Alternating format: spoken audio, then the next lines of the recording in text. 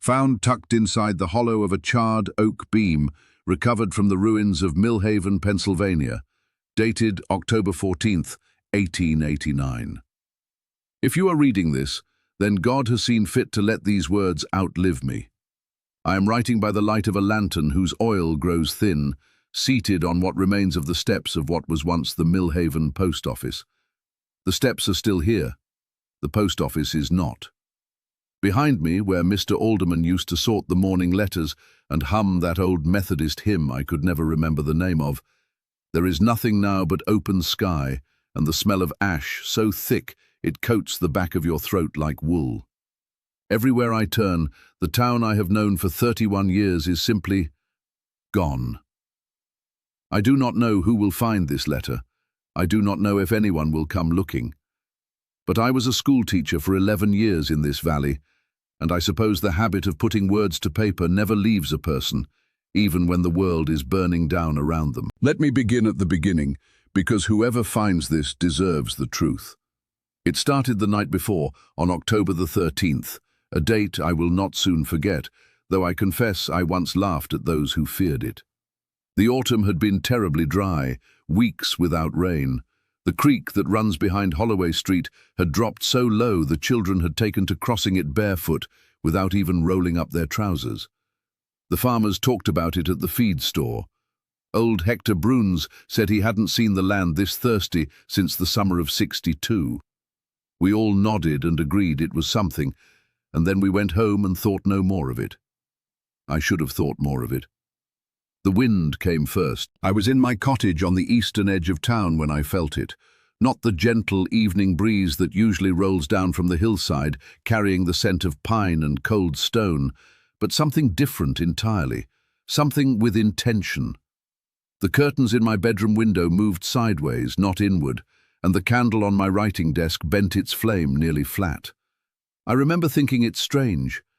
I remember going to the window and looking out into the dark.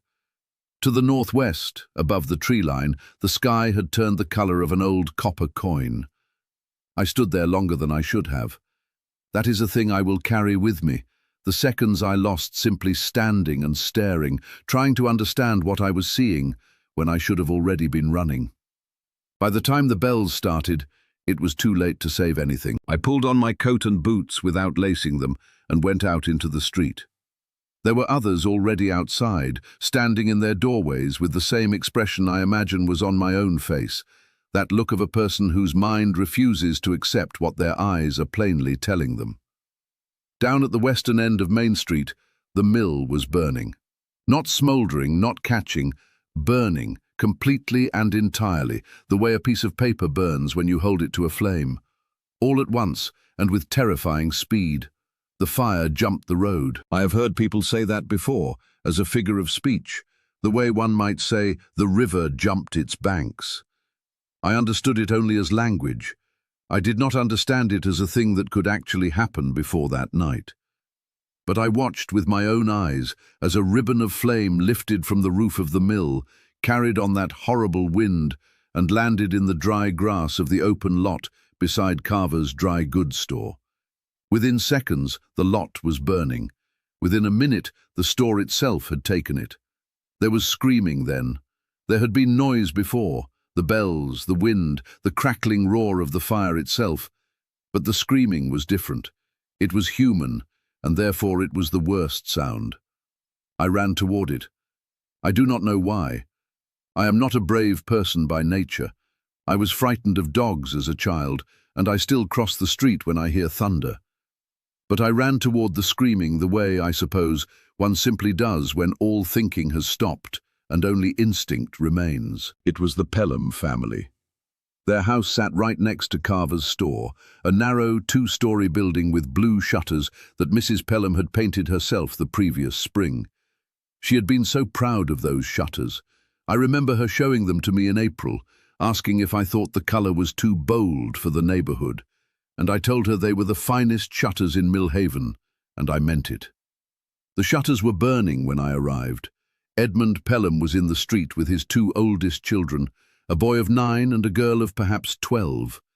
He was shouting upward at the second-floor window where his wife stood with the youngest child, an infant of no more than 8 months pressed against her chest. The window would not open, warped, I suppose, by the sudden heat, and the stairs inside had already caught. I found a stone from the garden border and threw it through the glass. It is a small thing.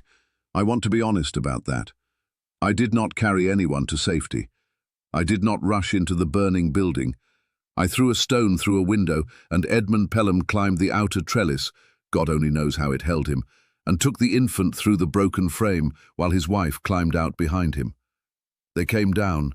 They were not burned. That is the one good thing I have to report. By the time we reached the centre of town, Millhaven was dying. The church on the hill, which had stood since 1743 and survived 2 floods, a lightning strike, and the smallpox winter of 1818, was burning from its steeple down. I watched the cross at its peak glow orange, then red, then fall inward with a sound like a cannon shot. Around me, people ran in every direction, carrying what they could: bundles of clothes, bird cages, a painting in a heavy frame, a butter churn, a child's wooden horse. The things people reach for when they have only seconds. The things that tell you everything about who a person is. I reached for nothing. I had no one to carry, and nothing I could think of worth the weight. That, perhaps, is the saddest thing I have written so far. I found shelter for a time behind the stone wall of the old cemetery on the hill above Market Street. It is a grim thing to take refuge among the dead. But the stones were thick, and the ground around them had been kept clear of grass by years of foot traffic, and for a little while the fire could not reach me there. I sat with my back against a grave marker. The name on it was worn too smooth to read, which felt somehow appropriate, and I watched Millhaven burn. From that height, you could see all of it. I wish you could not. The town lay in the valley below me like something spilled and still spreading. Fire moved through the streets the way water moves through channels, following every gap and alley, pouring itself into every open space. The sound of it was not what I expected. People speak of fire as roaring, as howling, and yes, there was that, but beneath it was something quieter and more terrible, a steady, patient consuming. The sound of everything familiar being unmade. I counted what I could still recognize by the shape of its burning skeleton. The schoolhouse where I had taught for 11 years. I knew it by its 2 front windows, which glowed like eyes before the roof came down. The livery stable on the corner of Birch and Second, where Tom Reedy kept 6 horses and always smelled of hay and pipe smoke. The reading room that Mrs. Cavendish had opened with her own inheritance money 3 years ago, stocking its shelves herself 1 book at a time, proud as any mayor at the ribbon cutting. All of it burning, all of it going. I thought about the books. I know that is a strange thing to fix upon when lives were at risk, but I had spent so many evenings in that reading room. I had recommended those books to my students and watched their faces change as they read them. There was a copy of David Copperfield with a cracked spine that 6 different children had borrowed over 3 years, and I had always meant to replace it, and never had. I thought about that cracked spine as the flames took the building, and I felt a grief so specific and so small that it shamed me. The wind shifted sometime after midnight.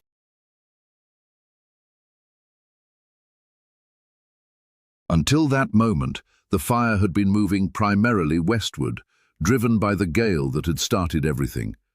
But winds at that hour are unpredictable in the valley. Any farmer or riverman could have told you that, and when it turned hard. Suddenly the fire had a new direction. Suddenly it was moving toward the hill, toward the cemetery, toward me. I did not panic. That surprises me still when I think about it. I stood and I looked at the wall of orange coming up the hillside through the dry brush, and I felt something that was not quite calm, but was perhaps the thing that lives on the other side of fear, when fear has exhausted itself. I picked up this notebook. I had it in my coat pocket. I always keep a notebook in my coat pocket, another habit from the schoolroom, and I walked north along the ridge. That is when I found the others. There were perhaps 40 people gathered in the hollow behind the ridge, in a low depression between two outcroppings of limestone that had slowed the fire's progress on that side of the hill. Some I recognized immediately. Old Hector Bruns, who had warned us about the dry season, sitting on the ground with his wife's hand in both of his, her head on his shoulder, both of them watching the valley below with the expression of people who have been told terrible news in a foreign language and are still working out its meaning. The Pelham children were there, the older two, wrapped in someone's coat. Edmund Pelham was not with them, and when I looked at the girl's face, I decided not to ask where he had gone. There was a young man I did not recognize, perhaps a traveller, perhaps someone's cousin visiting from out of the county, who sat apart from the others and wept without making any sound, his shoulders moving and his face entirely still. I have seen grief that way before, the kind that has gone beyond noise into something deeper and more private. I did not disturb him. Pastor Gideon was there, which surprised me. He was a large, deliberate man who was not known for moving quickly, and I had assumed, I am ashamed to say I had simply assumed, that he had not made it out. But there he was, sitting on a flat rock with his hands folded and his eyes closed, and whether he was praying or sleeping I could not tell you.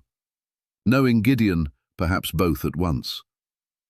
I sat near the edge of the group, and I took out this notebook, and I began to write. Someone, I think it was Clara Marsh, who had run the milliner's shop on the main street for 20 years and always wore her grey hair pinned in that particular way with 2 tortoiseshell combs. Someone said quietly that we ought to make a list of who was present, in case anyone came looking, in case there was a counting to be done. I thought that was the most heartbreaking and most sensible suggestion I had ever heard. We went around the hollow and we named ourselves.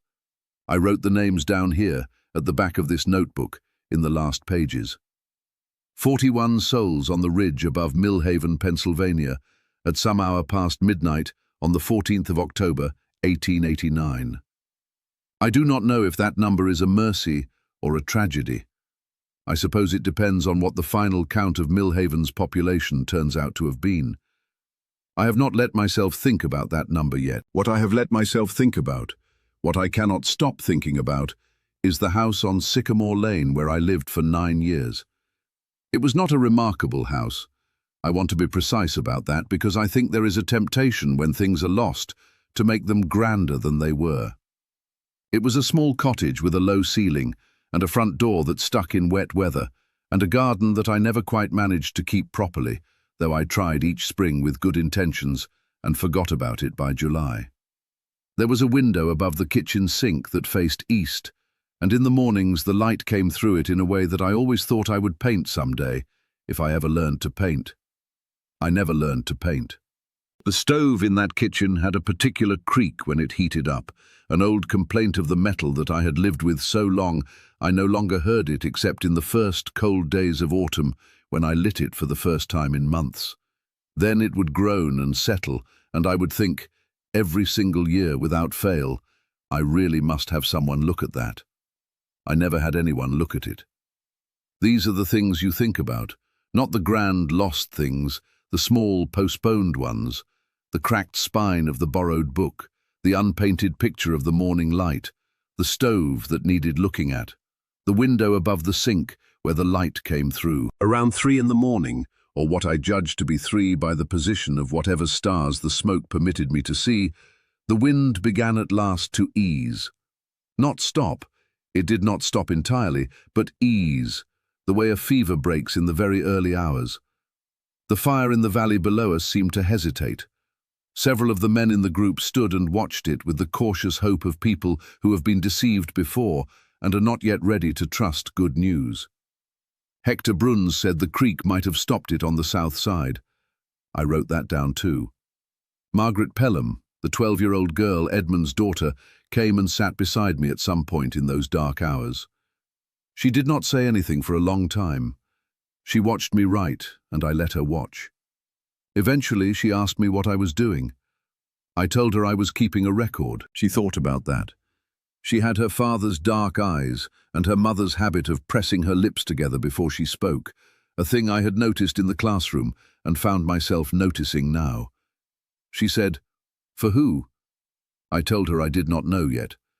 For anyone who came looking, for people who might want to understand what happened here, long after we were gone. She considered this with the grave seriousness that children sometimes possess and adults have mostly lost. Then she said, "I hope someone finds it." "I hope so too, Margaret.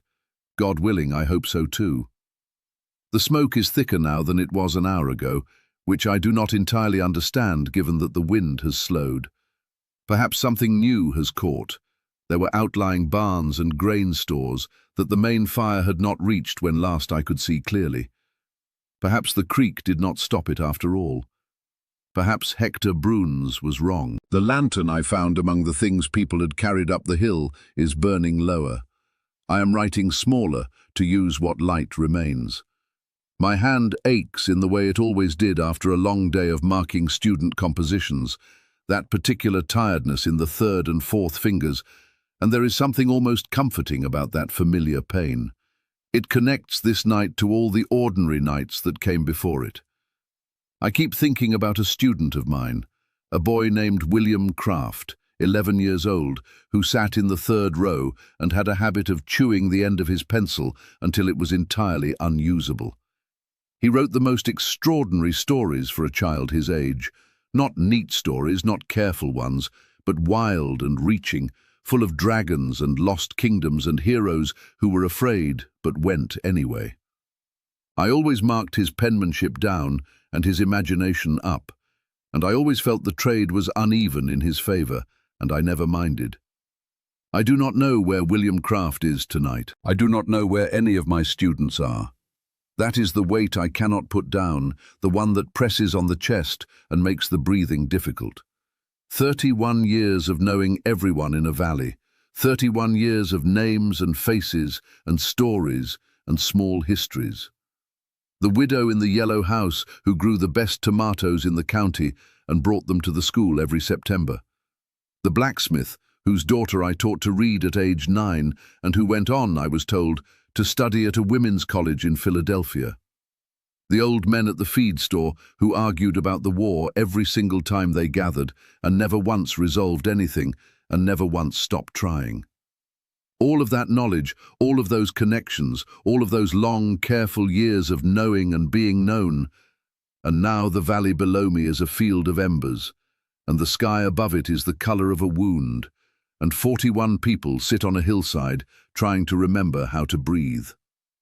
The lantern is very low now. I am going to close this notebook soon and put it somewhere safe, or as safe as anything can be called tonight. There is a hollow in one of the old oak beams that was carried up the hill by someone, intended, I think, as firewood that was never needed, and I will press these pages into that hollow and hope that the wood and the stone around it are enough. I intend to survive this night. I want that stated clearly for whoever reads this. I am not writing a farewell, I am writing a record. But I have been a schoolteacher long enough to know that intention and outcome are not always the same thing. And the smoke, just now, has grown considerably darker. I have moved twice since I last wrote. The first time was when the smoke in the hollow became too thick to breathe without pressing your face to the ground. The second time was when the ground itself grew warm beneath my boots.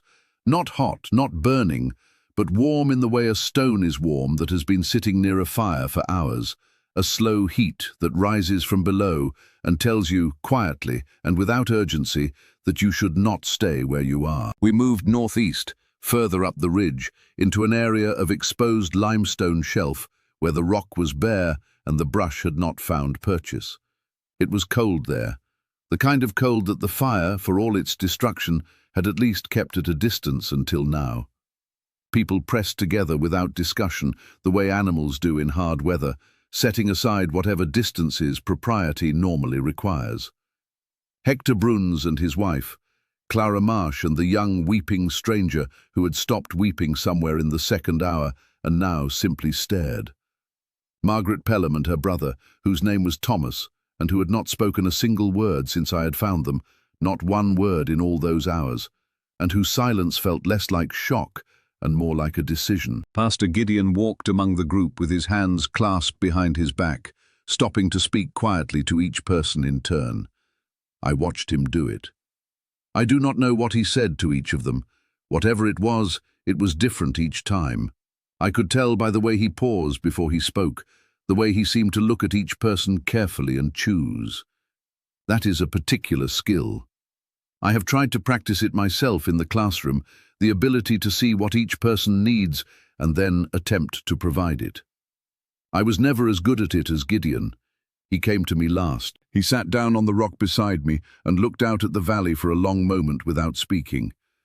Below us, the fire had settled into something lower and meaner, no longer the great rushing beast that had swallowed the town in the early hours, but a slower, crawling thing, moving through what remained like a man checking the rooms of a house he has already emptied to make sure nothing has been missed. Here and there a structure still stood, though I could not at that distance tell you which ones. Chimneys, mostly. The things built thickest and lowest, made to outlast everything else. Gideon said, "Are you writing it all down?" I said, "As much as I can." He nodded. He said, "Good.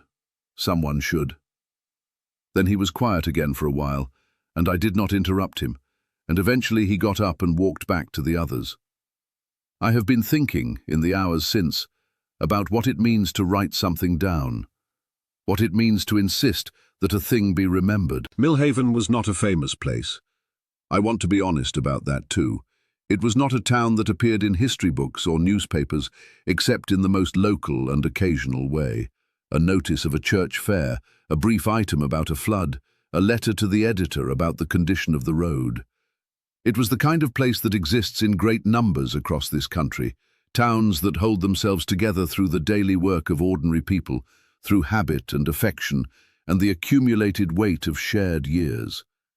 The kind of place that people who were not born there pass through without stopping, and that people who were born there cannot quite imagine leaving, even when they try. I tried once.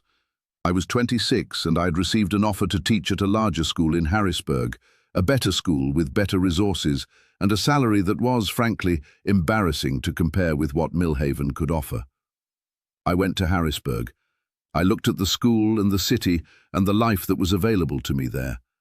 I stayed for 3 days, and then I came back. I told people it was because of my mother, who was aging and needed me nearby. That was true, but it was not the whole truth. The whole truth was that I got on the train to come home and felt, as the valley came into view through the window, something release in my chest. Something that had been held tight for 3 days without my being fully aware of it. The valley, the hills, the particular green of the hillsides in that September light. The way the town sat in the curve of the land as though it had grown there rather than been built. I thought, there it is. And I thought, I cannot leave that. I left the train at the Millhaven platform, and I never applied for another position elsewhere, and I never regretted it. Not until tonight, perhaps. And even now, regret is not quite the right word. My mother died in the winter of 1881. She is buried in the cemetery on the hill, in the section near the eastern wall, beneath a stone with her name and the phrase she asked me to put there. She did what she could with what she had. I always thought that was the most honest epitaph I had ever read. She was a practical woman who did not believe in pretension, not even in death. She would have been appalled by the marble angels some families favoured. I visited her grave every Sunday after church. In all the years since she died, I do not think I missed more than a handful of those visits. It was not a dramatic ritual. I did not weep or speak aloud or bring flowers except on her birthday. I simply stood there for a few minutes, in whatever weather the Sunday offered, and was present. It seemed like the least a person could do. The cemetery is behind me now, down the slope I climbed hours ago. I do not know what the fire has done to it. I do not know whether stone markers survive a fire of this intensity. I find I cannot look.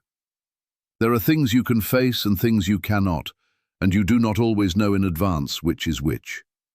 Thomas Pelham spoke his first words just before dawn. He was sitting with his sister, both of them wrapped in the same coat, and he turned to her and said, in a voice so ordinary it was startling. "I'm hungry." Margaret looked at him for a moment, and then she made a sound that was somewhere between a laugh and a sob, the kind of sound that the body produces when it cannot decide between the two. She pulled him closer and said, "I know. Me too." It was the most human thing I had witnessed in 12 hours. The absolute persistence of ordinary need. The body insisting on its own continuity, regardless of what the mind has endured. "I am hungry. I am cold. I am tired." The small demands that do not pause for catastrophe. I wrote it down. The sky began to change around 5 in the morning. Not lighter, not exactly. The smoke was too thick for the dawn to arrive cleanly, but the quality of the darkness shifted from the dense black of true night to something grayer and more tentative. The kind of sky that is not yet day but has stopped being night, that uncertain hour that has no good name. The fire below us had lost most of its height. From the ridge I could see across the valley to the far hillside, which had not burned. The creek had held it there, or the wind had turned in time, or some other small mercy had operated in that direction while ignoring every other. The far hillside was dark green in the early murk, unchanged, indifferent. It looked like a different world. Clara Marsh said that she could see the mill chimney still standing. Several people stood to look. She was right. The brick chimney of the Millhaven mill, 60 feet tall and built in 1861, stood in the center of what had been the mill yard, like a finger pointing upward. Everything around it was gone. The chimney alone remained, blackened but upright, for no reason except that brick is brick, and had refused to yield to what wood and shingle could not resist. I looked at it for a long time. There is something in a chimney standing alone that is both hopeful and unbearable. Hopeful because it proves that not everything yields. Unbearable because of what its solitude means, all that it used to be surrounded by, all that used to make it part of something rather than a monument to absence. I thought about rebuilding. I do not know if that thought was rational or simply the mind's refusal to accept a permanent ending, but I thought about it. The timber in the surrounding hills, the stone in the creek beds, the hands of 41 people on a ridge, and however many others had escaped in directions we had not gone. Towns have been rebuilt before. Towns have risen from worse than this, from flood and war and plague and earthquake, and the people who rebuilt them were not fundamentally different from the people sitting on this ridge in the grey Pennsylvania dawn. They were tired. They were grieving. They did not know yet what the full count of their losses would be, but they were there. And being there, being present and alive and hungry and cold, is the irreducible beginning of every act of rebuilding that has ever occurred in the history of the human race. I wrote that in the notebook too, and I am not sure if I wrote it for whoever finds this or for myself. Perhaps there is no difference. The lantern died an hour ago. I have been writing by the early light, such as it is, and my letters have grown larger and less careful as the hand tires and the eye strains. A schoolteacher's hand should be steadier than this. I would mark these pages down for penmanship without hesitation. Margaret Pelham has fallen asleep against her brother's shoulder. Thomas has his eyes open, looking at the valley, and his face has the expression of someone memorizing something, storing it away with a deliberateness that is unusual in a child. I wonder what he will do with that image, where he will carry it, whether it will define him, or whether, in the long course of a life, it will become one difficult chapter among many, survivable and even, eventually, speakable. I hope the latter. I hope it with the specific hope of a teacher who has watched children carry hard things and has believed, stubbornly, in their capacity to carry them and still grow toward something good. I have believed that my whole life. I intend to go on believing it. The smoke is beginning to thin. Someone down the ridge has said they can smell water, the creek perhaps, or the morning damp rising from what wet ground remains.